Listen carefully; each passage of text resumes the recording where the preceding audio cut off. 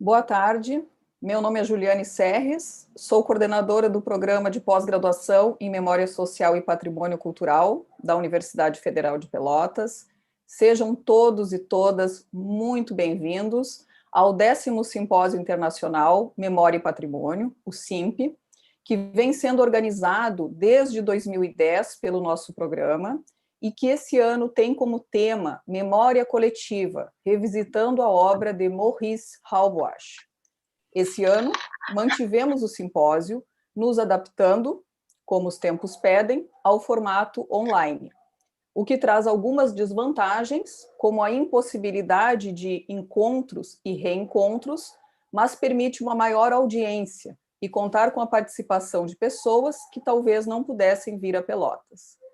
Agradeço, em nome do programa, a comissão organizadora do SIMP, que esse ano ficou concentrada com o NEM Plus, Núcleo de Estudos sobre Memória e Patrimônio em Lugares de Sofrimento.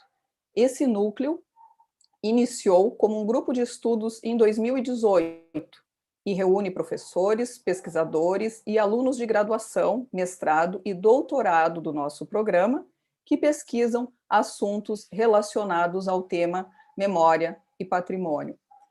Agradeço aos nossos conferencistas desses 5 dias de evento, o professor José Rila, do Uruguai, que estará conosco em breve. Do Brasil, os professores Edson Souza, Vera Dodebey e Renato Cimbalista, e o professor Jean Anderman, dos Estados Unidos. Agradecemos também a todos os coordenadores e apresentadores dos simpósios temáticos, que ao longo dessa semana apresentarão os seus trabalhos, pois é na pesquisa, no diálogo franco, no debate acadêmico que o conhecimento é construído. E um agradecimento especial a todos que se inscreveram como ouvintes e que nos acompanham nesse momento de abertura do SIMP. Nesse evento, que presta uma modesta homenagem ao grande cientista que foi Maurice Halbwach, ele estará presente, mesmo quando não for o tema gerador das conferências ou das discussões dos simpósios temáticos, porque ele foi o pioneiro e mestre nesse campo de estudo sobre memória, tema que nos reúne hoje desde diferentes perspectivas. Desejamos, então, um bom evento a todos, e eu passo a palavra para minha colega, professora Letícia Mazzucchi Ferreira, uma das organizadoras do evento, para conduzir os trabalhos dessa tarde.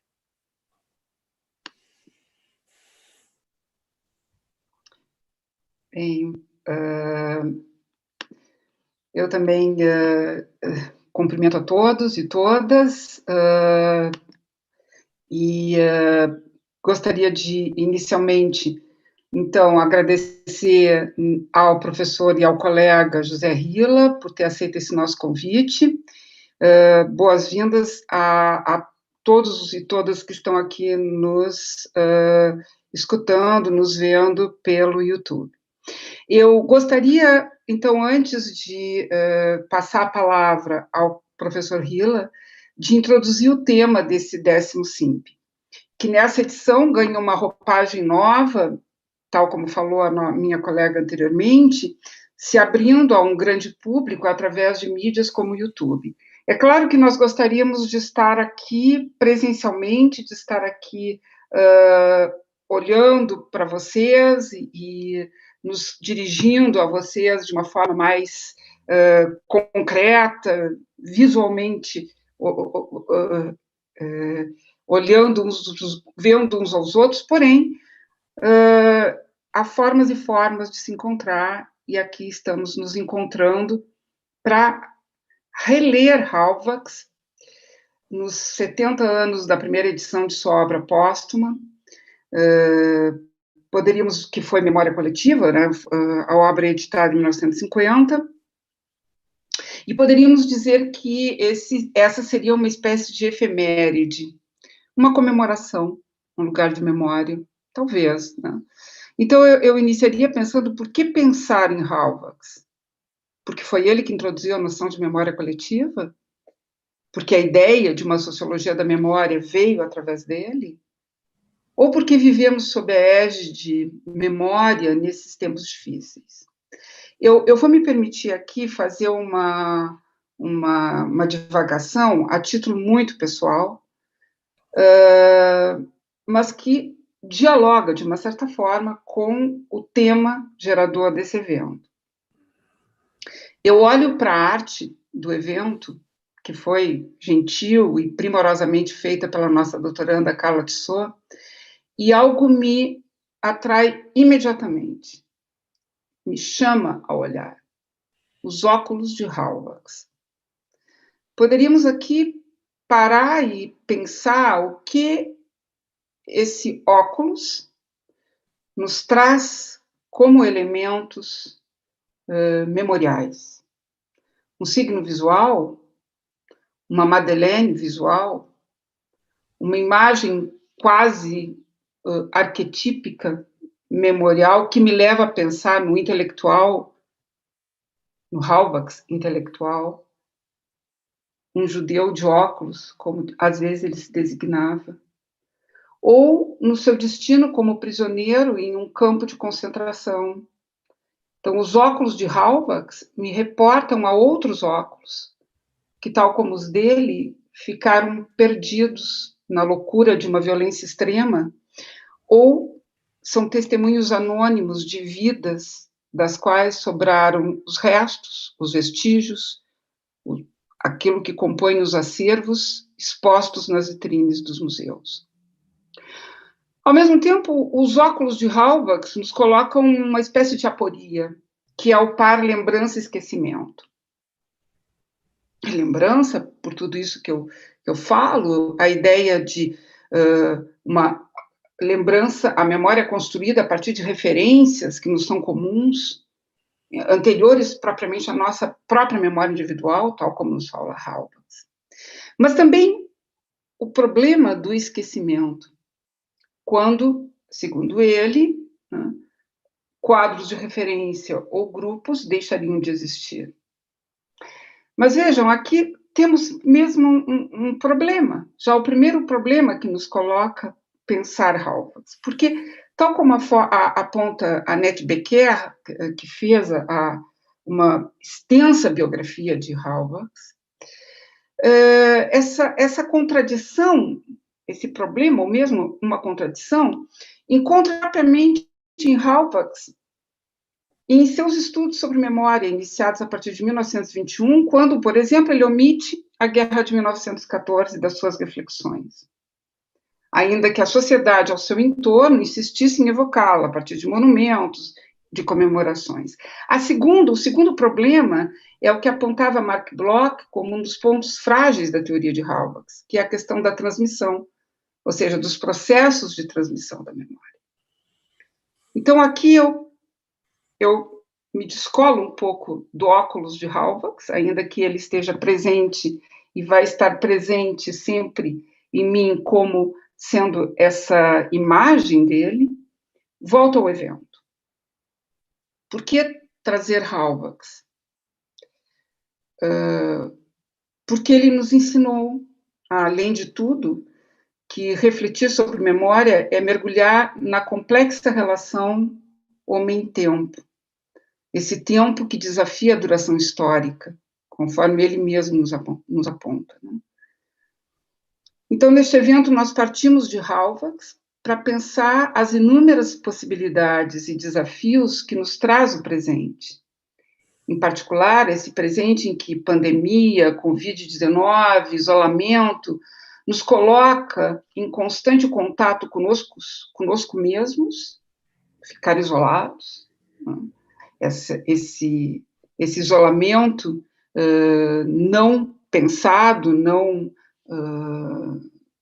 desejado, mas que pela nossa capacidade de reencantar o mundo, usando aqui uma expressão do Bourdieu, nós apostamos no encontro, nesse encontro intelectual, nesse encontro afetivo, de estarmos aqui. Eu ia dizer sobre a égide da memória, mas eu vou dizer sobre os óculos de Halbach. Então, agora eu apresento o nosso conferencista, eu diria quase que nosso grande parceiro, porque já não é a primeira vez que o professor Hila está conosco, eu ia dizer está conosco aqui em Pelotas, mas, bom, simbolicamente sim, embora espacialmente não, já esteve aqui participando de outro SIMP. Então, o professor Hila é doutor em História pela Universidade Nacional de La Plata, professor licenciado em História pelo Instituto de Professores Artigas, é decano da Faculdade de la Cultura da Universidade CLAI, é investigador do Sistema Nacional de Investigadores do Uruguai e é professor da Universidade de la República. Então, é professor e investigador titular de História Contemporânea na Faculdade de Ciências Sociais e no Departamento de Ciências Políticas, e também professor de História Econômica na Faculdade de Ciências Econômicas. Professor Hila recebeu o prêmio Morosoli de Plata em Ciências Sociais e Pesquisa Histórica. Então, é com grande prazer que eu passo a palavra ao colega, mais uma vez agradecendo por essa oportunidade. Obrigada, Hila, e passo a palavra a ti. Muy bien, si se me escucha bien, ¿sí? Buenas tardes para todas, buenas tardes para todos. Para mí es un verdadero placer, un verdadero gusto volver a encontrarme con los colegas de la Universidad Federal de Pelotas y a través de ellos a una red seguramente más amplia como la que permite hoy la tecnología. Quiero agradecer especialmente a la Universidad Federal de Pelotas y a Leticia y a Juliana, pero Leticia por su invitación y probablemente por su insistencia en acordarse de lo que uno pueda decir a propósito de este tema, ¿verdad? Yo me veo tentado a hacer un ejercicio de memoria, ya que estamos en estos tiempos tan extraños de pandemia, tan congelados en muchos sentidos, tan perforados por novedades, ¿verdad? Y me permito entonces hacer mi ejercicio de memoria recordando los tiempos presenciales, que parece que están muy lejos allá atrás en el pasado, y sin embargo no es así, ¿verdad? El juego de la memoria también repica sobre nuestro trabajo, ¿verdad? Pero bueno, para decirlo en homenaje a Maurice Holbach, la memoria más que nunca son personas, son mapas, son relaciones. La memoria también es olvido, también es distorsión, y a medida que va pasando el tiempo, desde aquel simposio en el que yo pude participar, recuerdo vivamente aquella experiencia, me recuerdo en ella, me recuerdo con otros y con otras en ella. Así que bueno, agradezco mucho, repito, esta invitación. Esta comunicación que quiero hacer con ustedes pretende apoyarse en la historiografía, que es mi oficio. A ella me dedico, con ella apenas puedo cargar, les diría yo, ¿verdad? Pretende apoyarse en la historia, en la historiografía, que es mi oficio. Pretende mirar brevemente a Maurice Holbach en su tiempo y en nuestro tiempo. Averiguar si todavía nos está diciendo algo, explorar en algunas dimensiones de una posible contemporaneidad de Maurice Holbach en nosotros, en el hoy, ¿verdad? En primer lugar. En segundo lugar, establecer una reflexión sobre el vínculo entre la memoria y la identidad. Y en tercer lugar, hacer una reflexión con ustedes acerca del vínculo entre la memoria o las memorias y la política y lo político, ¿verdad? Con respecto a la figura, a la evocación que uno puede hacer de Maurice Holbach, sabiendo que además esto es probablemente muy conocido por todos ustedes, simplemente yo estoy retomando algunos conceptos que sabrán disculparme, voy a transmitir en la lengua castellana, que es mi lengua, y procuraré hablar despacio como para que se me comprenda bien. Estoy seguro que así va a ser, ¿verdad? Esta vida de Maurice Holbach, sus ideas, su tiempo, sus diálogos, ¿verdad?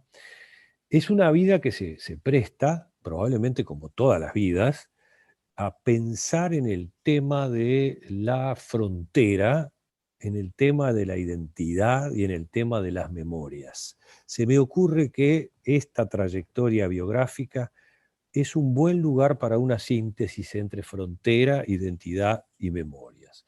Ustedes saben, Maurice nació en 1877 en la ciudad de Reims, en una región noreste de Francia, allí cerca del Marne, a medio camino entre París y Alsacia, la zona tan agitada de Alsacia, una zona especialmente castigada varias veces por la violencia de la guerra y de la persecución. Allí nace Maurice Holbach en Reims, ¿verdad? Y muere, como también ustedes seguramente saben, en 1945 en el campo de Buchenwald, a los 66 años, tenía más o menos la edad que yo tengo ahora. Muere en un campo de trabajo, no en un campo de exterminio. Buchenwald era un campo de trabajo, en una colina allí cerca de Weimar. Muere, digamos, hace su cautiverio, su comparecencia en este campo de trabajo, junto a figuras como Elie Wiesel, o como Bruno Bettelheim, o como Daladier, o como Eugen Kogan, o como Jorge Semprún, entre varios. Sin embargo, él tiene la desgracia, ¿sí?, de dejar la vida en ese campo de trabajo. Hace poco descubrí que se conservan las cartas que él enviaba a su esposa, intercambiaba con su esposa, Yvonne Basch, ¿sí?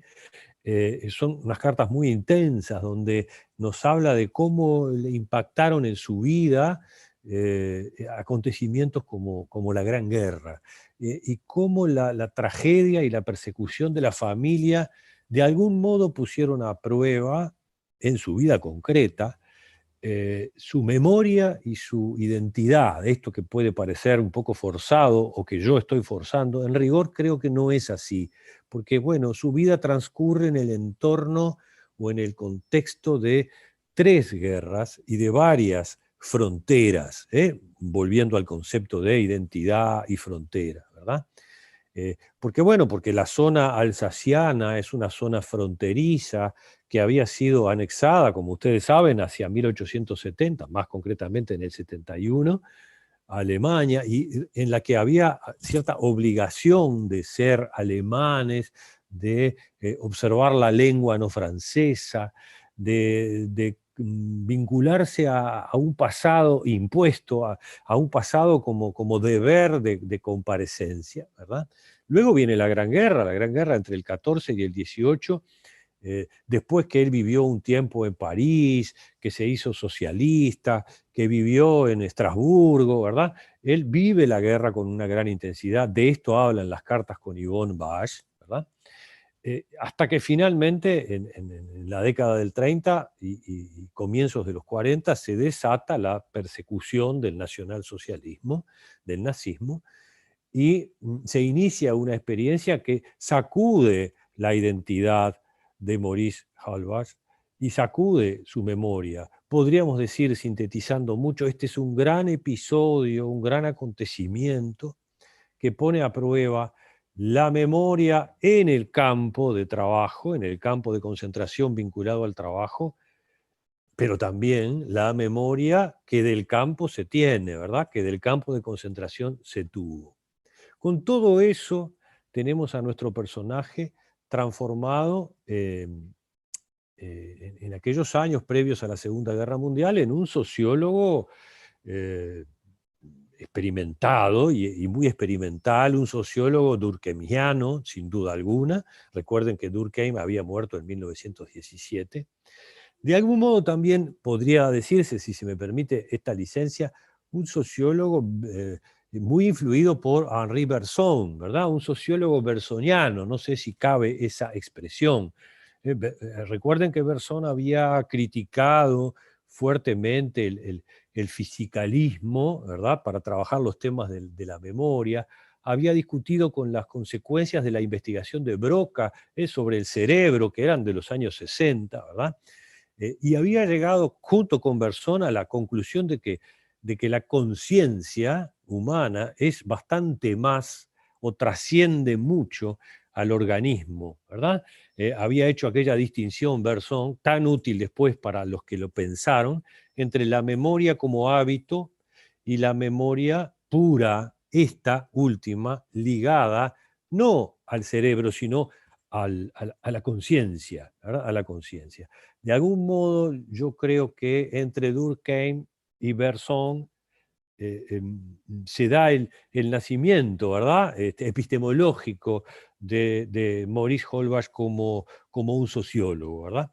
Que se vuelca, en nuestro caso, para lo que nos interesa ahora, a los temas del pasado y de alguna forma nos los pasa, a la propia historia, ¿verdad? Yo creo que la contribución más importante, y aquí puedo estar abusando de un poder de síntesis al que estoy obligado, dadas las circunstancias, una de las contribuciones más importantes de Maurice Holbach es el estudio de la memoria, la consideración de la memoria como un objeto de estudio y como un hecho social. Esto es bastante evidente, por otra parte, ¿verdad?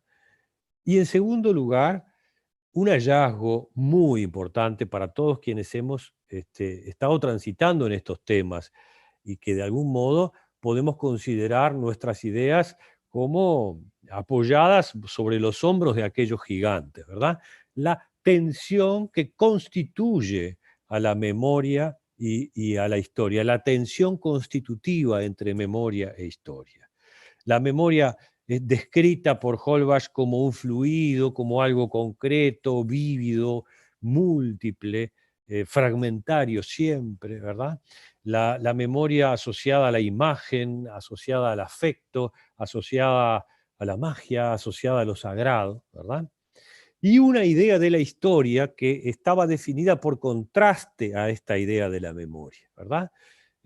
La historia como un momento no afectivo, sino más bien crítico, conceptual, distante, laica o laico, ¿verdad?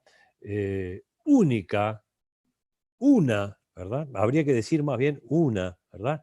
Y por aquí es donde uno podría empezar a notar, pasado tanto tiempo, ciertas fisuras en la herencia holbachiana, ¿verdad? O cierto momento propicio para la crítica intelectual, ¿verdad? Aquella idea de que la historia arranca cuando se desvanece o se acaba la memoria, ¿verdad? Son aportes muy importantes porque involucraron categorías analíticas, descripciones que terminaron siendo canónicas, ¿verdad? O sea, sobre las cuales seguimos y seguimos y seguimos trabajando. Y por otro lado, abiertas a un diálogo muy, muy permanente, ¿verdad? A mí me interesaba rescatar, recuperar brevemente para ustedes algunos de los diálogos que la obra de Maurice Holbach provoca o suscita, ¿verdad? Elijo apenas en esta conversación 3 posibles diálogos a partir de los cuales Maurice Holbach sobrevive, se hace contemporáneo a sus herederos, digamos, y de algún modo se completa un pensamiento, cualquiera sea él, se completa, y nunca definitivamente, en la medida que podemos hacerlo nuestro contemporáneo, podemos discutir con él, nos dice algo, nos abre un camino, nos cierra otros, ¿verdad? Entonces, yo creo que Maurice vive y se completa entre quienes ha logrado diálogos y debates, ¿verdad?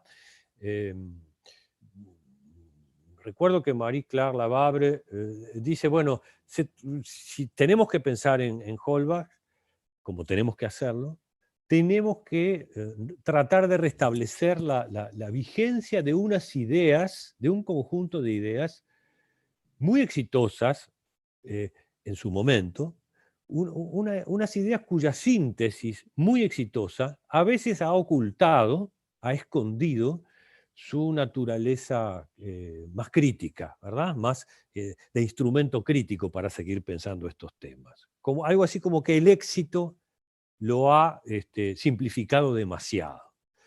Entonces se me ocurre recuperar algunos diálogos con Marc Bloch, sin duda, con Pierre Nora, con Paul Ricoeur.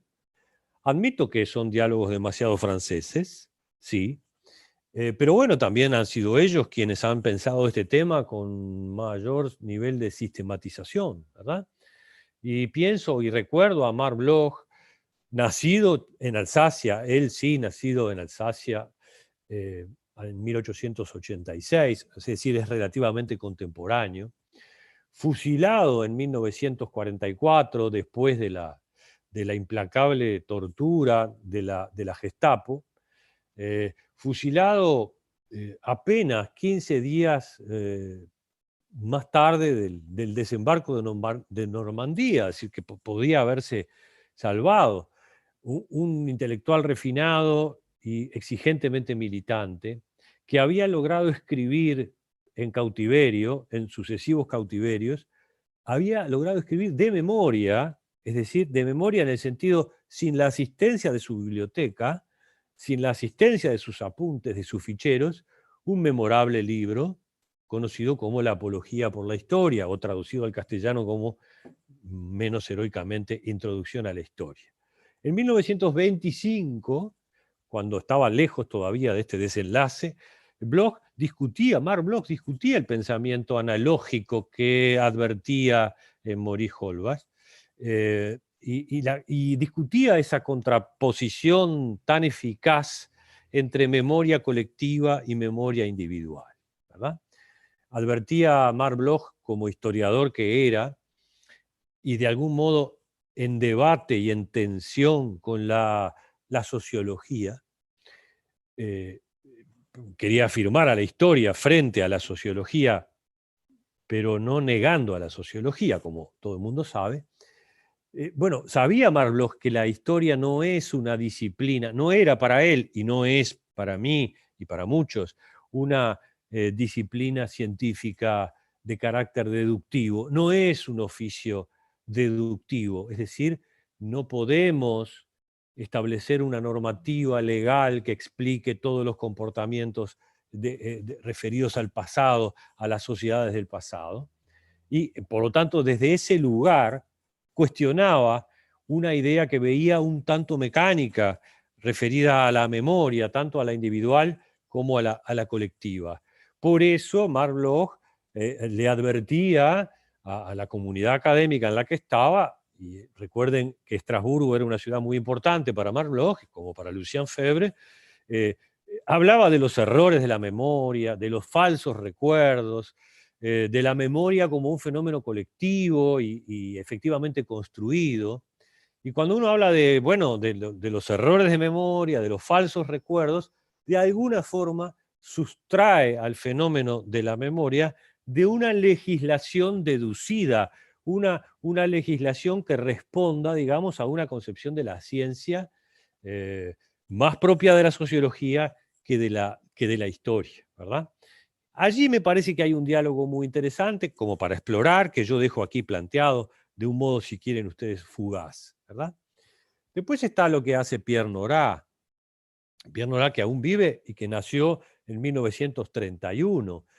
Pierre Nora, yo creo que hoy es un historiador muy combatido y muy discutido, pero por otras razones. Pero Pierre Nora en su momento reforzó de una forma marcada y a la vez que problematizó el eje de Maurice Holbach, describe la memoria muy bien, ¿verdad? Recuerda que la historia es una reconstrucción de lo que ya no existe, de lo que ya no es, en tanto que la memoria es siempre actual, ¿verdad? Siempre es un fenómeno actual. Yo creo que esa distinción de Pierre Nora, sobre la que él escribió muchísimo, ¿verdad? Y fundó toda una historiografía, es una distinción esencialmente holbachiana. No cabe duda que es así.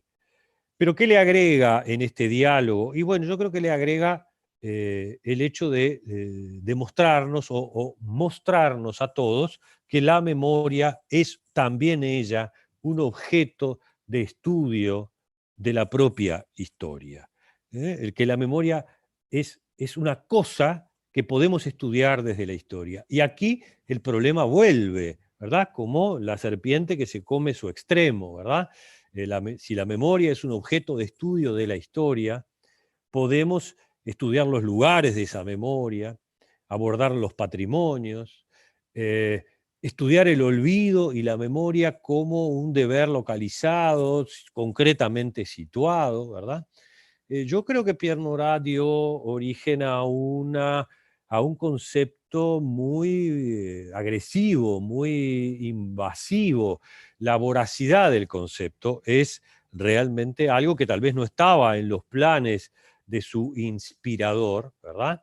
Un concepto este de la memoria de Pierre Nora que avanza sobre todos los territorios posibles de la memoria, ¿verdad? Es en su caso un concepto muy afrancesado, ¿verdad?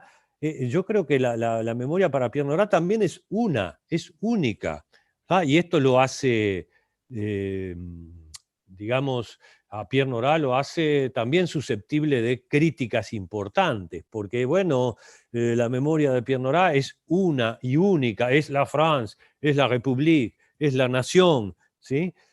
¿Cuánto de eso puede sostenerse hoy, pasados 20, 30 años, en un país como Francia, sacudida por la diversidad, como lo estuvo siempre, pero hoy de una manera mucho más visible y probablemente también más violenta, que no nos permite hablar de una historia, ¿no? como si lo hacía, ¿verdad? Por eso me parece de repente muy interesante el cruce que hace a estos temas Paul Ricoeur en muchos de sus textos, en particular uno de los últimos, el de la memoria y el olvido y la historia, ¿verdad? Donde él mismo como pensador se revisa a sí mismo, plantea el problema de la memoria en otros términos y haciéndose acompañar por otras tradiciones analíticas. Recuerdan que Paul Ricoeur habla de la mirada interior y allí recupera a Agustín, recupera a John Locke, recupera a Kant, ¿verdad? Por un lado, y luego nos conduce a lo que llama la mirada exterior. En el fondo, también Paul Ricoeur, aún para cuestionarlo, se apoya en la gran división de aguas que había hecho Maurice Holbach en su momento. Paul Ricoeur reconoce en Holbach una decisión que él califica de muy audaz, de muy valiente, podríamos decir, al atribuir la memoria a una entidad colectiva, ¿verdad? Es decir, para recordar necesitamos de los otros, necesitamos del otro, de los otros. Uno no recuerda solo. El recuerdo individual es ilusorio, casi que no somos sujetos de la memoria. Si es que esto es así, es por ello que para recordar necesitamos, y uso la palabra necesitamos con especial énfasis, de los demás. Esto lo va a discutir un poco más adelante Reinhard Koselleck, ¿verdad? En alguna de sus obras importantes. De manera que, para cerrar este primer bloque, como balance provisorio, cosas para pensar, bueno, Holbach nos permite volver a pensar la cuestión del papel de la sociedad y de los grupos sociales en la génesis de los recuerdos individuales. Digamos, una sociología de la memoria. Agrego, valorar y superar, si pudiera lograrse eso, a Maurice Holbach es disolver o atenuar o aliviar un poco la tensión entre memoria individual y memoria colectiva. Repensar ese par, memoria individual, memoria colectiva, a la luz de todas las erosiones de la modernidad tardía, de las cuestiones del registro, de las cuestiones del archivo, de las cuestiones de la replicabilidad incesante, ¿verdad? Que ha cambiado la frontera, ¿verdad?, de nuestra manera de pensar el tema de la memoria, ¿verdad? La materialidad de los monumentos, los espacios, impone una cantidad de consecuencias.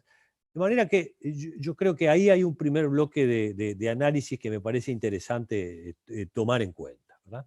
En segundo lugar, está la cuestión que presenté al comienzo de la relación entre memoria e identidad, ¿verdad? Y se me ocurre traerles a esta conversación un testimonio que parece personal, parece casi íntimo, y que sin embargo viene a cuento, por lo menos viene a mi cuento, ¿verdad? Porque no he dejado de pensar en esto desde que he recibido esta invitación.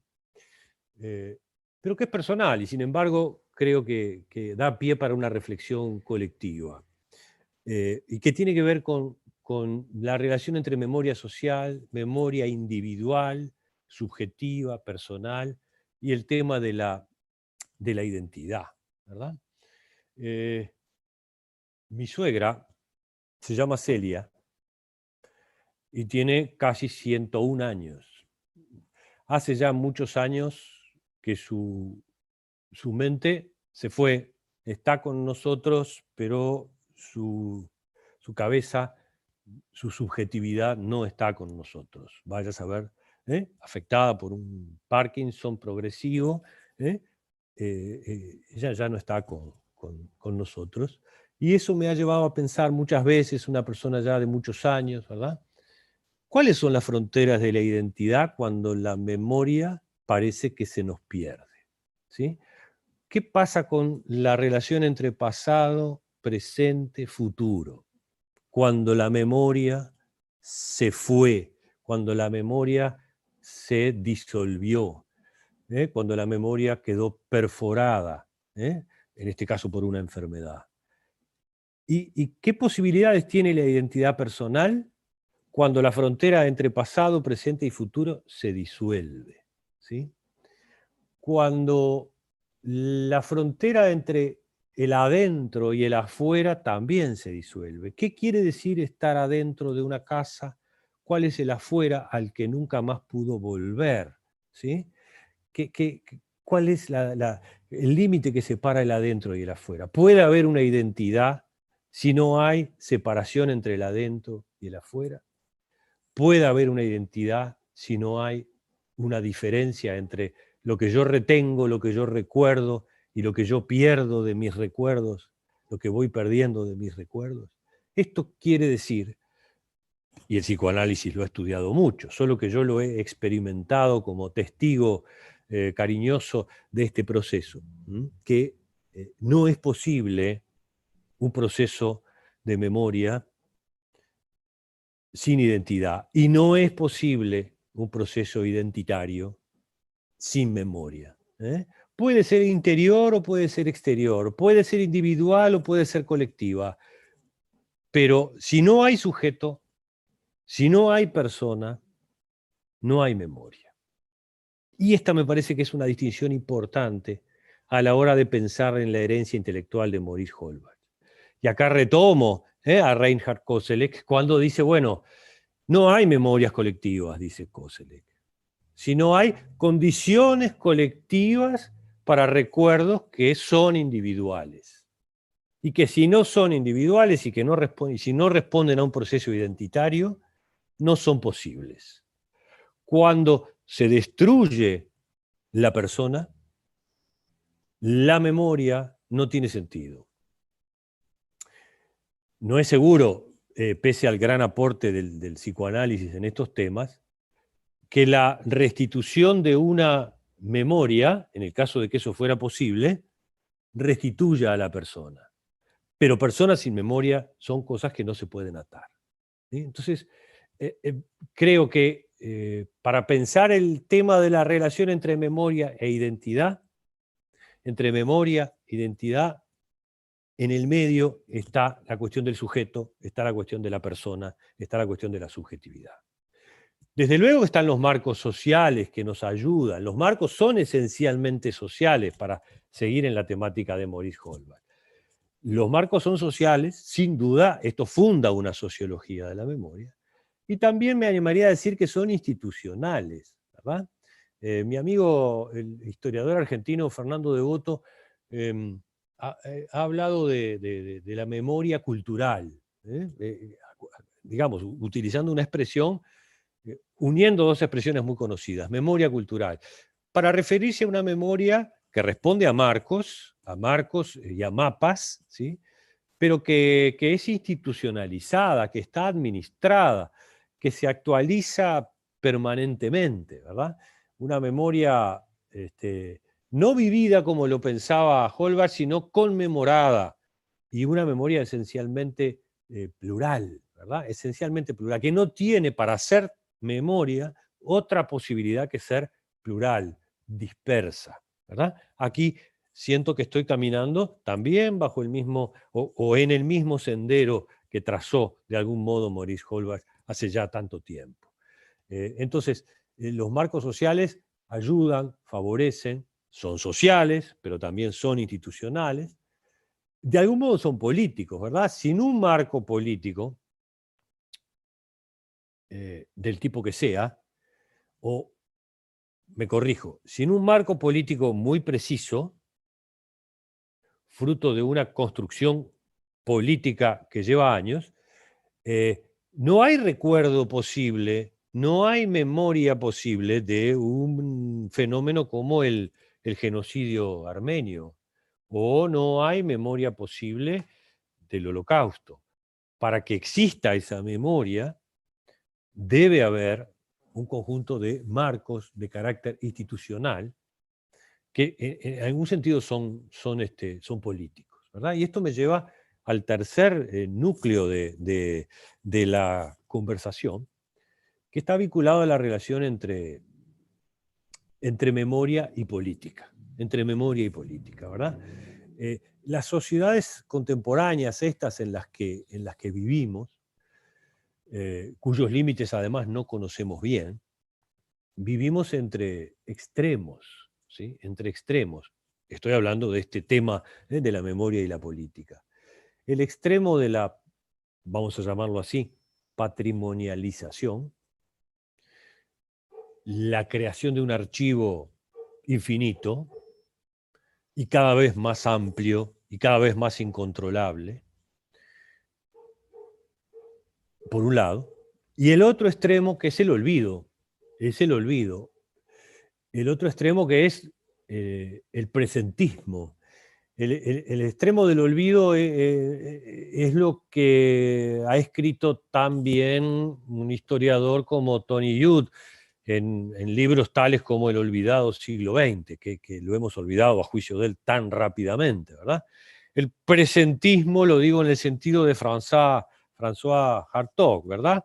Cuando dice, bueno, en la contemporaneidad más actual, combinamos pasado, presente y futuro de tal manera que vivimos un presente permanente. Entonces, estamos como tensionados entre dos puntas, ¿verdad? La patrimonialización por un lado y el olvido por otro lado, ¿verdad? Los monumentos materiales, los espacios urbanos, ¿verdad? Los levantamos, los cuidamos bien, los cuidamos mal, los consolidamos, los estilizamos, los deformamos. A veces creemos que la materialidad de los monumentos nos libera, nos exonera de tener un saber más crítico, más activo de la historia. Algo así como que le transferimos la cuestión, el problema, al pasado. Le transferimos la cuestión al pasado. La patrimonialización tiene que ver con eso, ¿verdad? James Young, que ha estudiado algunos de estos temas, dice, una vez que asignamos forma monumental a la memoria, nos hemos despojado de la obligación de recordar. Como los edificios conmemorativos siempre van a estar allí, nos despedimos de ellos y volvemos a ellos solo cuando nos conviene, decía James Young. Y a mí me parece que aquí hay un tema, ¿verdad? Que nos lleva, digamos, a los límites entre memoria y política, utilizando como mediación a la cuestión del patrimonio, olvidándonos de la condición precaria del patrimonio y por lo tanto de esta transformación permanente, es decir, el patrimonio como objetivación, ¿verdad? Como creación de una ajenidad, algo así como inventemos un ancla para arrojar al fondo del mar y que no nos permita movernos demasiado, pero que la olvidamos rápidamente y no la problematizamos. La objetividad como un cierre o como un congelamiento del pasado, como una reconciliación acrítica con respecto al pasado que nos exonera de todo deber para con él, de todo deber de memoria, para utilizar la expresión de Paul Ricoeur, ¿verdad? En cambio, hoy en día parece que sería bueno, que sería sano, sería inteligente aceptar de una vez que vivimos en medio de una gran ambigüedad, de una gran precariedad y, cabe decirlo también, de una gran relatividad de estas cosas, ¿verdad? El pasado siempre está, el pasado es presente siempre que hablemos de él. Y cuando digo hablemos, se le puede ampliar la dimensión y a su vez problematizar esto, ¿verdad? Nosotros vivimos actualizando el pasado, presentificándolo, para usar una palabra un poco extraña, ¿verdad? Presentificamos el pasado y a su vez esa presentificación rápidamente, cada vez más rápidamente, se transforma ella en pasado. Bien, al lado de eso está el tema del olvido, está el tema de la amnesia, usada la palabra entre comillas, el olvido como defensa ante un pasado que, como está en nosotros, no nos suelta, no nos abandona, nos reaparece. Bueno, acá está un poco la ambigüedad. Por un lado, monumentalizar para congelar, pero por otro lado, olvidar para defenderse de los modos en los que el pasado se nos vuelve a ser presente, ¿verdad? Los pasados que no pasan, para usar una expresión también ella importante en la historiografía política del siglo XX, el pasado que no pasa. A esto hay que agregarle, bueno, que hemos aumentado muchísimo nuestra capacidad de almacenar memoria, como ustedes lo han de saber. Leía el otro día, repasaba la lectura de una conferencia que había dado en Roma en el año 2004, el gran historiador italiano, Carlo Ginzburg, sobre la memoria y la globalización. Y lo hacía en el año 2004, o sea, 2004 parece lejanísimo, si uno se pone a mirar los avances en la tecnología, en nuestra capacidad de reproducir, de almacenar, de guardar, ¿verdad? Y con la enorme sabiduría de Carlo Ginzburg, que arrancaba con Platón y su desconfianza respecto a la escritura y el estudio de la escritura como un proceso precisamente de almacenamiento, ¿verdad? De defensa contra la pérdida de la memoria, la escritura y digamos, esa reflexión que hace Carlo Ginzburg, digamos, en 2500 años, entre la escritura y el ordenador que guarda nuestra memoria en la computadora, la diferencia, decía Ginsburg, no es de naturaleza, es de grado. Pero la naturaleza es lo mismo, es decir, estamos repitiendo un gesto ancestral que él recupera en los diálogos de Platón y en la crítica de Aristóteles, etcétera, y que nos lleva hasta hoy, ¿verdad? Lo cierto es que desde 2004, cuando él pronunció esa conferencia en Roma, hasta el día de hoy, los márgenes de maniobra, los límites de la capacidad de almacenamiento y hasta de manipulación de ese gran archivo, para ponerle un nombre, bueno, ha superado toda nuestra fantasía. No sé si podemos seguir sosteniendo con Carlo Ginzburg que el tema es de grado y no de naturaleza. A esta altura, me lo pienso, ¿verdad? Hoy en día hay muchos problemas sometidos a discusión en este vínculo entre memoria y política, ¿verdad? Estoy pensando en el tema de los monumentos, tan presente para todos, en el tema del nomenclátor de las ciudades, es decir, los nombres de las calles. No estoy seguro de hacerme entender con esta palabra, pero supongo que sí, el nomenclátor, ¿verdad? Los monumentos no son historia, son memoria y son sobre todo presente. Hacemos con ellos lo que queremos, ¿verdad? Son simplificaciones de un pasado en un presente que se vuelve rápidamente pasado. El nomenclátor, ahora en España están discutiendo, como ustedes han de saber, los nombres de Largo Caballero y de Prieto para el nomenclátor de Madrid, ¿verdad? Y hay una gran discusión, ¿verdad? Y en realidad lo que uno puede ver ahí con un ojo más frío, más desapasionado, es otra vez una vuelta a la cuestión de qué son los monumentos, qué son los nombres de las calles, entendidos en este caso como lugares de memoria, como lo es el nomenclátor, ¿verdad? Y se me ocurre que aquí hay un tema de derechos cruzados, y con esto voy cerrando esta conversación, ¿verdad? De derechos cruzados que también tocan a la cuestión de la responsabilidad del cientista social y la responsabilidad del historiador, en principio, ¿verdad? Sabrán que hablamos y vemos y leemos mucho y sufrimos el fenómeno de la cancelación, ¿verdad? La cancelación entendida en este caso como una apropiación muy extrema de un pasado para someterlo a un arbitrio, a un juicio de valor, ¿verdad? La cancelación como apropiación extrema que pone en juego por lo menos dos familias de derechos, si ustedes quieren, ¿verdad?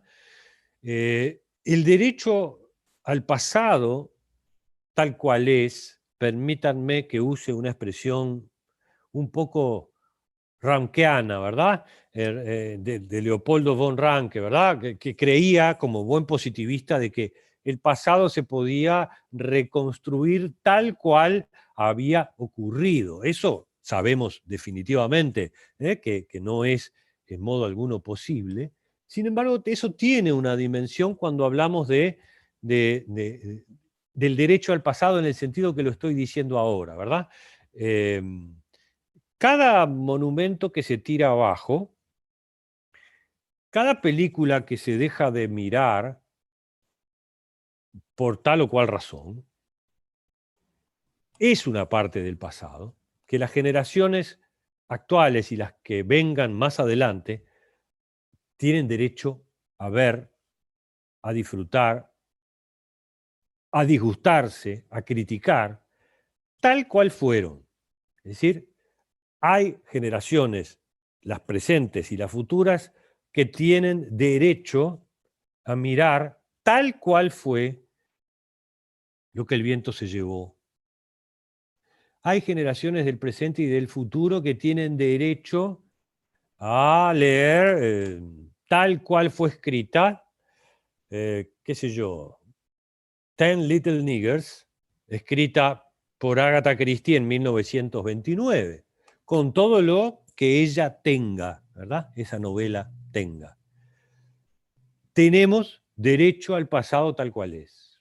Y al mismo tiempo, y este es un conflicto de derechos, tenemos derecho a derribarlo, tenemos derecho a criticarlo, tenemos derecho a juzgarlo en las coordenadas en las que vivimos, para que efectivamente nos diga algo.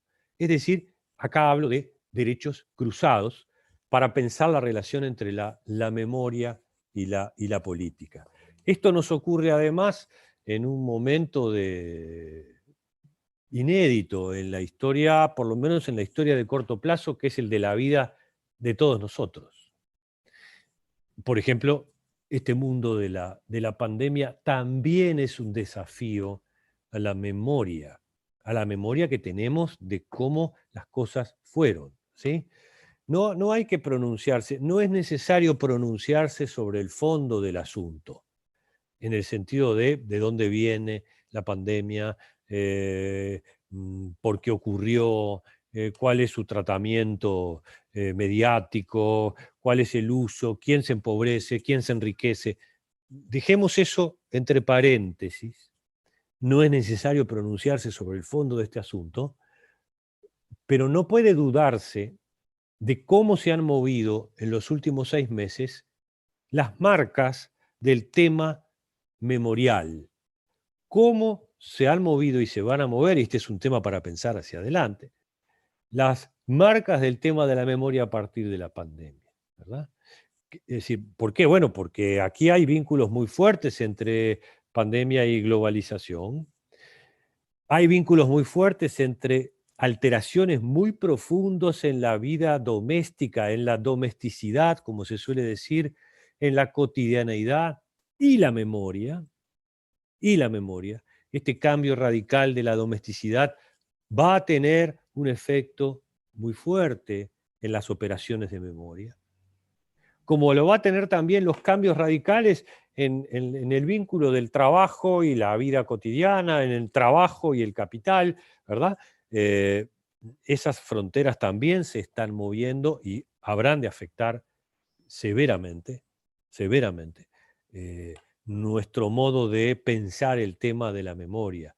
La polución, el estallido informativo que vivimos en estos meses y que nos arroja a un mundo bastante desconcertante, por el cual producimos más información y producimos más testimonio del presente de aquello que podemos administrar, guardar, gobernar, también está marcando, ¿verdad?, modificaciones importantes en el tema memorial. Creo que estoy ustedes me dirán, Leticia y Juliana, si estoy en el tiempo, pero creo que estoy en el tiempo que me habían marcado inicialmente, así que, en principio, les agradezco la escucha y la paciencia. Y le doy la palabra a quien hace la moderación. Leticia. Gracias, Hila. Eu queria inicialmente fazer na verdade, um agradecimento, além dos palestrantes, é claro, e da organização, à FAPERGS, a agência financiadora aqui de pesquisa do Rio Grande do Sul, e a CAPES, que foram fundamentais para que nós pudéssemos estar aqui hoje. Nós estamos com uma plataforma que não é institucional, é uma outra, bom, enfim, tudo isso contando também com os becários, os bolsistas que estão aqui, devemos, então, formalizar esse agradecimento à FAPERGS e à CAPES. Eu só queria fazer alguns comentários em cima dessa aula que nos deu o Hila, nesses 3 tempos, e eu gostaria de voltar um pouquinho ao primeiro tempo, com essa trajetória do Halbwachs em Estrasburgo.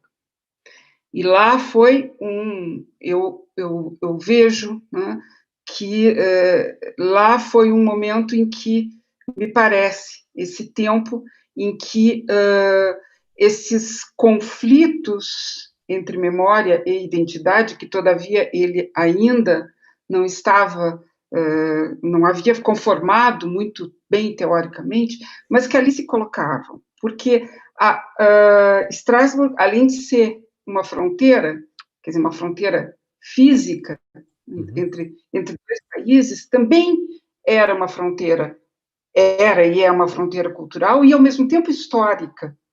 Então, é como se ser francês e não ser alemão não ser francês, ser judeu e ser francês e não ser judeu, tudo isso se colocava dentro desse espécie, desse caldeirão, eu diria até isso, me parece, com exagero da palavra, essa efervescência intelectual que se colocava ali, com Marc Bloch, com outros medievalistas, e que, se por um lado eu vejo como sendo esse berço de uma reflexão mais densa do Halbwachs, por outro lado, me parece que os diálogos, né, nunca se possibilitaram exatamente como diálogos, mas talvez como críticas, que não tiveram, talvez, o tempo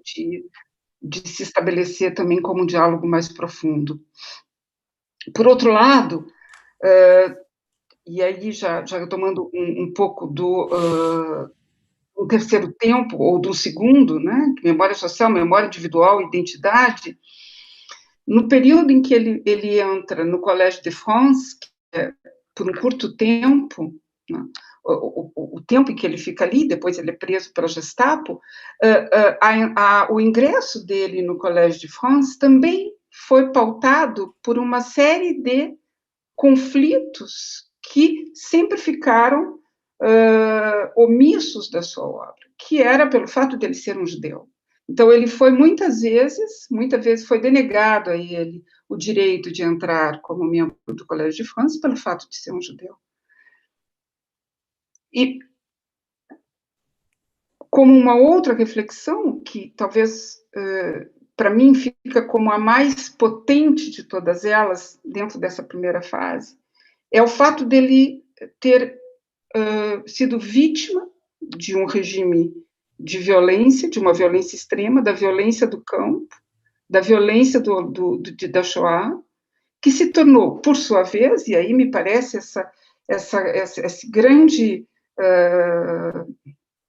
quase que uma intriga, porque ele, como um sociólogo da memória, vai ser vítima de um evento que justamente buscava o ingresso no campo, era a descaracterização daquele sujeito, era a transformação dele, sobretudo no campo como Buchenwald ou Auschwitz, em que as pessoas passavam a ser números, ele perdia-se esse direito ao nome, e, por outro lado, se transforma no grande marco, então, de um regime victimo memorial, como nós diríamos, o grande evento fundador da memória do século XX.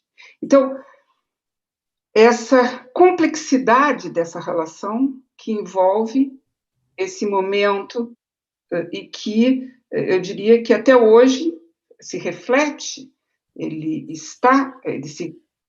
nós estamos ainda sob esse registro da questão da Segunda Guerra Mundial, dos eventos que sucederam a ela, e, obviamente, que, considerando as especificidades de cada evento, mas essa ideia de um marco fundador da memória. Por outro lado, no segundo tempo, então, agora pensando nessa questão da relação da memória social, a memória individual e a identidade,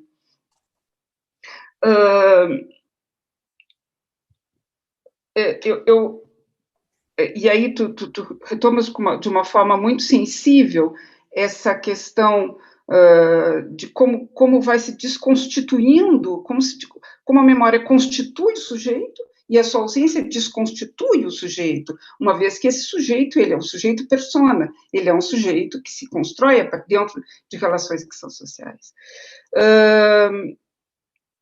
E eu diria que hoje já se consegue avançar um pouco em relação a isso, pensando que há uma espécie de resiliência, eu diria, ou uma resistência da memória, mesmo nos processos mais destrutivos, que está, todavia, em zonas ainda muito pouco conhecidas, mas que permanece.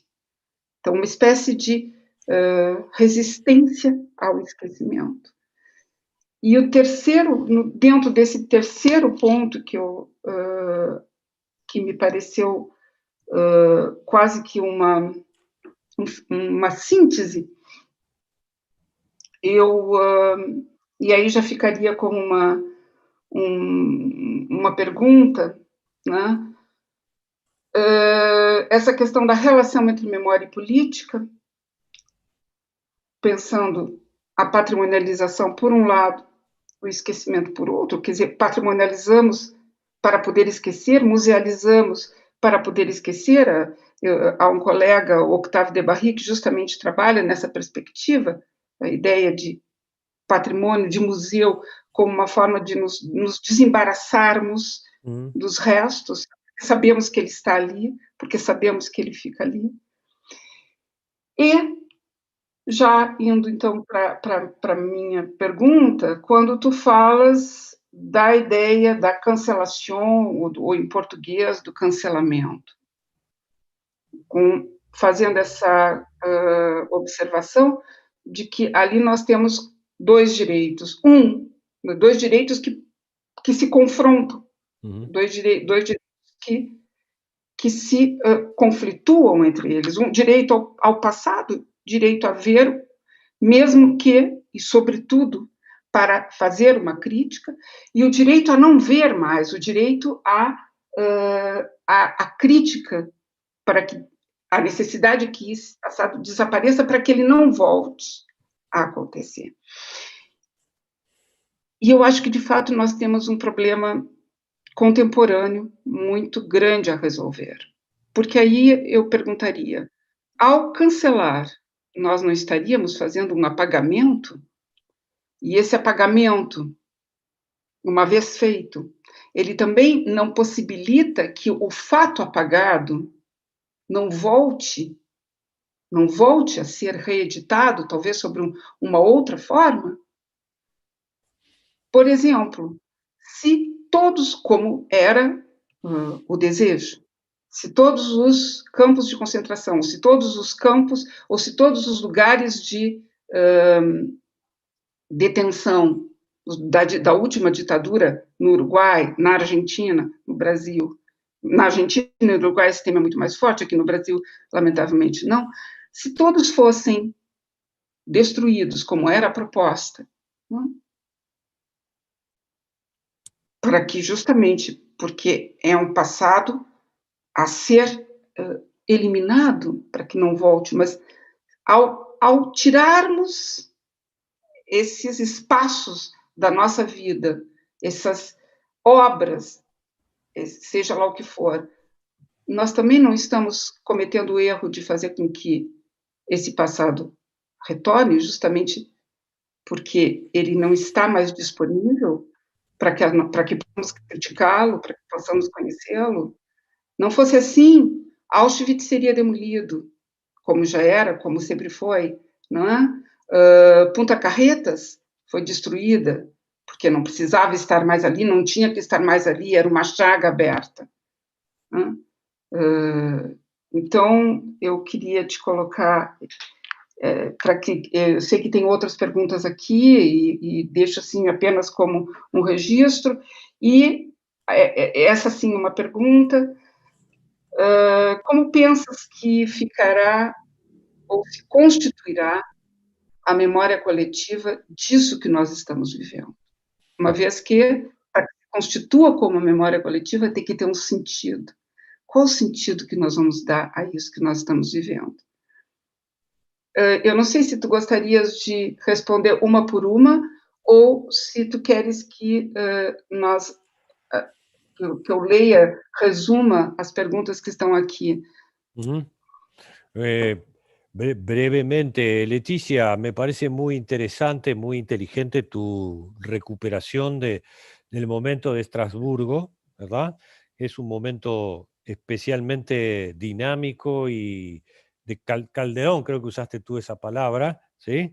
Donde se cocinan muchas cosas que serán importantes en las décadas siguientes. Y yo tengo muy presente que en Estrasburgo se cruzan de manera conflictiva en aquellos años muchas, más que personas, disciplinas de las ciencias sociales que estaban haciendo un esfuerzo por encontrar su territorio específico y que por lo tanto se negaban recíprocamente o se criticaban en un sentido, si se quiere, más directo.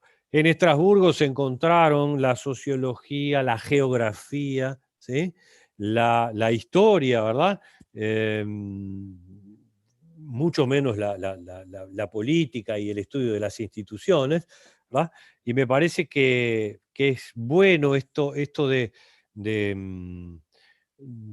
trabajar el tema de los posibles diálogos de Holberg más bien como procesos de crítica recíproca, ¿verdad? Y de diálogos, en todo caso, nunca desarrollados a fondo, nunca desarrollados del todo, nunca diálogos propiamente dichos. Eso me parece que es una cuestión interesante. Más interesante todavía me resulta tu centro en la cuestión de la violencia del campo, ¿verdad? Y la idea de la dictadura totalitaria del nazismo que epiloga en la Shoah y en el Holocausto como una idea que intenta hacer que las personas no sean personas, que sean, como decía Hannah Arendt, superfluas, ¿sí? Que sean superfluas. ¿Qué lugar tiene la memoria cuando el proyecto es hacer de las personas algo superfluo? ¿Verdad? Algo superfluo. Y por lo tanto, ¿qué lugar tiene la memoria en la recuperación de esas personas a las que se las quiso, y muchas veces se logró, ¿verdad?, aniquilar en un estatuto de superflua, ¿verdad? A veces lo lograron con éxito, otras veces no, otras veces el sujeto se disolvió, otras veces el sujeto se aniquiló, se suicidó, se perdió, ¿sí? O sea, el proyecto de hacer superflua y por lo tanto destruir la memoria y la oportunidad de la memoria es un proyecto relativamente fracasado, pero también relativamente exitoso, ¿verdad? También relativamente exitoso, lamentablemente. Entonces, la resiliencia de la memoria y su vínculo con la recuperación del sujeto, me parece que es un capítulo extremadamente interesante para el cual yo no tengo demasiado desarrollo, ¿verdad? Simplemente ideas y preocupaciones, ¿verdad? Y con respecto al conflicto de derechos, para ponerlo en esos términos, del cancelamiento, es un problema del cual todavía no hemos salido, ¿verdad? Me parece que estamos en el medio de él. Es como más o menos como la pandemia, más o menos como la pandemia. No, yo sí creo que el único modo de dejar disponible el pasado, creo que tú lo formulabas en esos términos, es no cancelándolo, por más que nos duela. Es hacerlo visible. Claro, por supuesto, hacemos con el pasado lo que se nos antoja. ¿Ah? Y para eso están a veces los historiadores para decir, bueno, no, pero mire que esto no fue así. Bien, pero la memoria no es lo mismo que el pasado y el uso del pasado no es lo mismo que el pasado, ¿sí? Pero sin duda alguna que si yo elimino la posibilidad de tener presente Punta Carretas, que era lo que tú mencionabas, estoy haciendo posible su reproducción y haciendo imposible la resiliencia de la memoria para utilizar la misma categoría que utilizábamos en el capítulo, en la parte anterior, ¿verdad? Y por último, ¿cómo va a ser la memoria colectiva con estos mapas en los que estamos? Respecto a lo que nos está ocurriendo, yo no lo sé, porque estamos en un momento radicalmente inédito.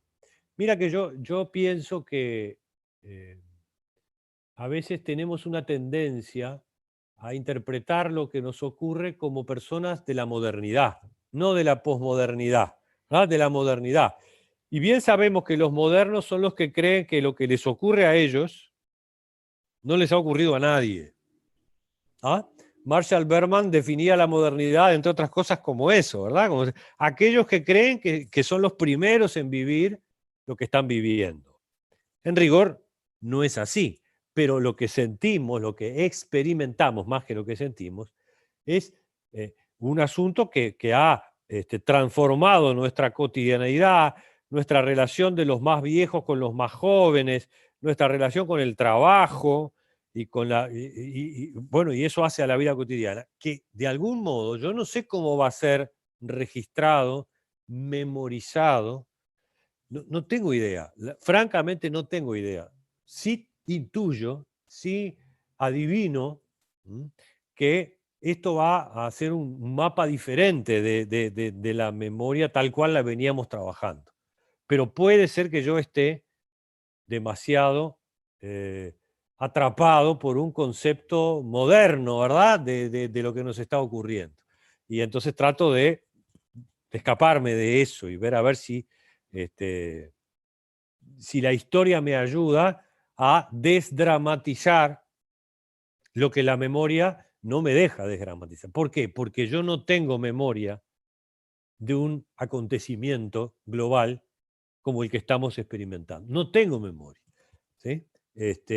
O por lo menos no es una memoria que esté asociada a una enfermedad, a una dificultad económica. Habría que remontar.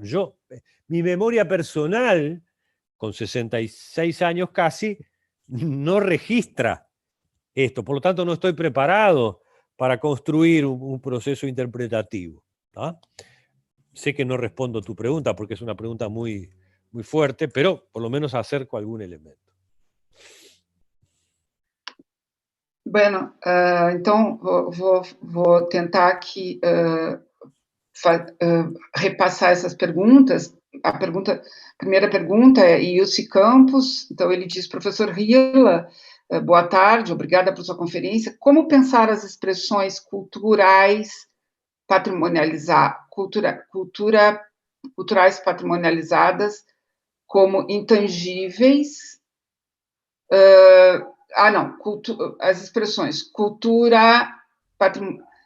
patrimonializadas como intangíveis, como intangíveis, como lugares de memória coletiva, pensando em Nora e Hauvax.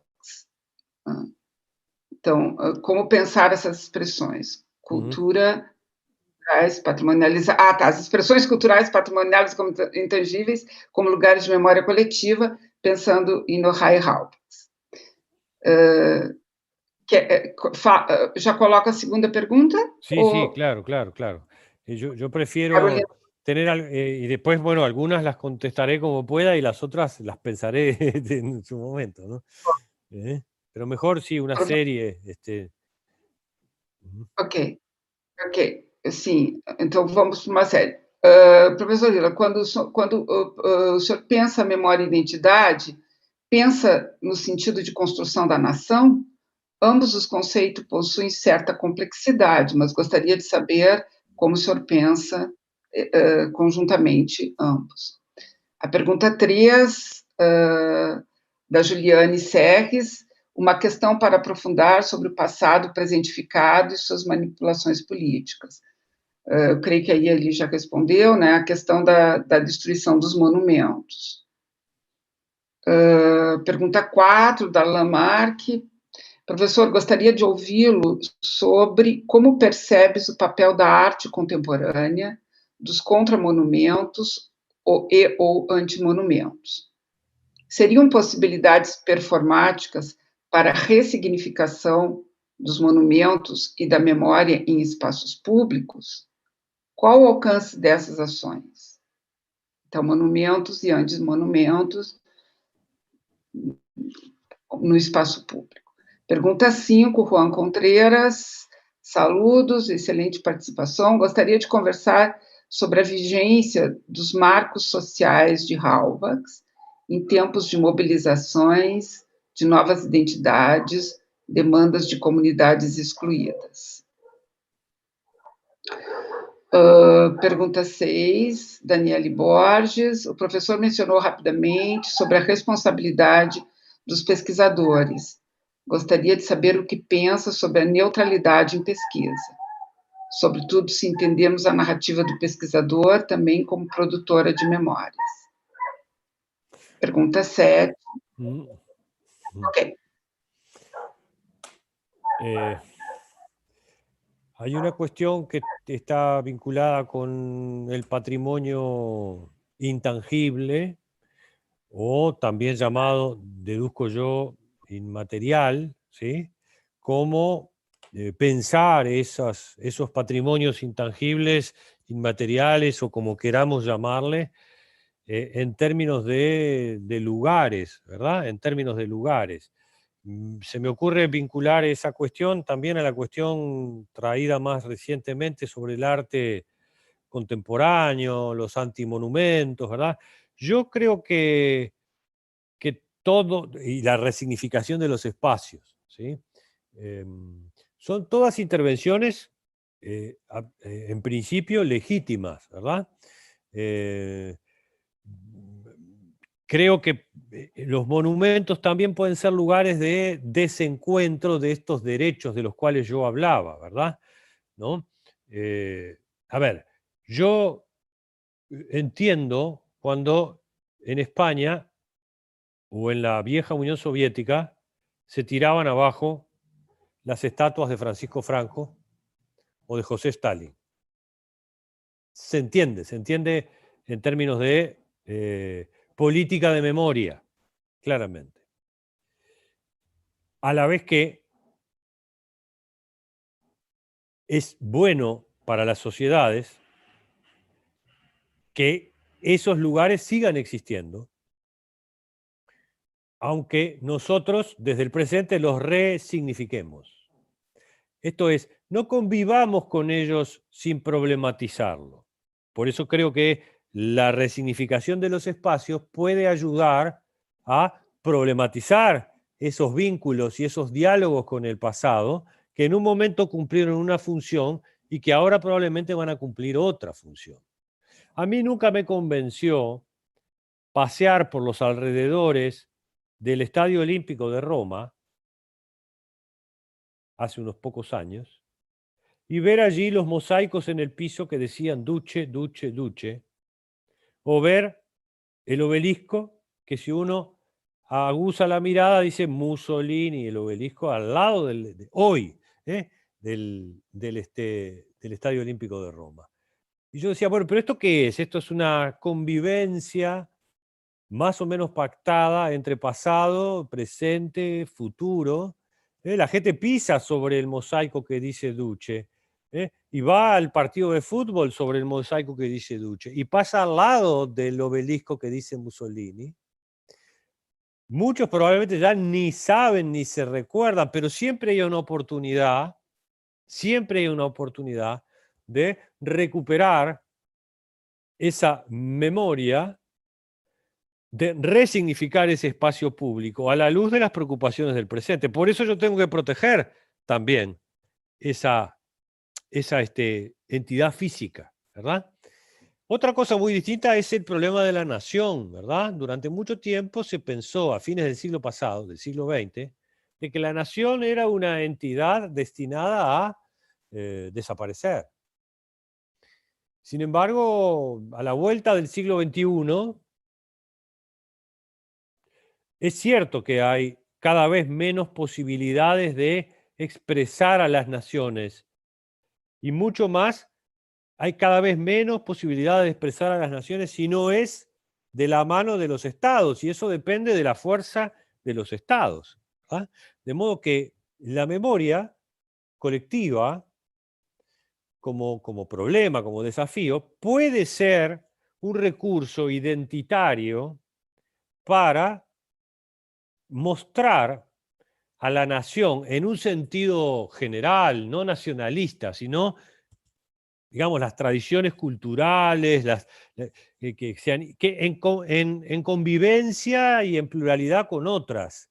Entonces, me parece que la memoria colectiva es un instrumento muy importante para la articulación de los procesos de memoria, ¿verdad? Y me parece que el investigador tiene ahí una responsabilidad. Acá no estoy hablando solamente del historiador, aunque yo hablo desde allí, ¿verdad? El investigador tiene una responsabilidad, tiene que poner prudencia donde hay arrebato, ¿eh?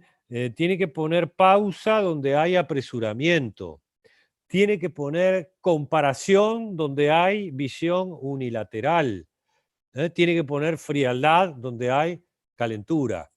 Esas diría yo que son las responsabilidades del investigador en tanto... Dada essa chance, essa oportunidade de conversar e de te escutar, e bom, ficamos muito contentes por tu abrires justamente essa semana com tantas colocações e tantas indagações. Então, mais uma vez, Ila, muito obrigada. Lamento que a gente não possa sair daqui hoje e ir para o restaurante tomar um vinho e conversar mais. Isso vai ficar para um outro momento. Estoy seguro de que volveré a caminar por esas plazas tan lindas, con aquellas casas con patios de unas baldosas hermosas que recuerdo, ¿sí? Y tomar café y tomar vino. Y bueno, Leticia, a ti y en ti agradezco muchísimo la invitación y el honor con el que me han distinguido para abrir este simposio, y le envío un saludo y un abrazo a todos y a todas. Graças, Guila. Bom, agora nós temos na sequência os grupos de trabalho, então acho que vai fazer uma pausinha aqui e depois retoma às 16. Graças, então, Guila. Um abraço. Hasta pronto. Pronto. Muito obrigado. Hoje não tem. Hoje não tem, então, pessoal, hoje termina por aqui. Amanhã é que tem, tá bem. Ok. Abraço, tchau.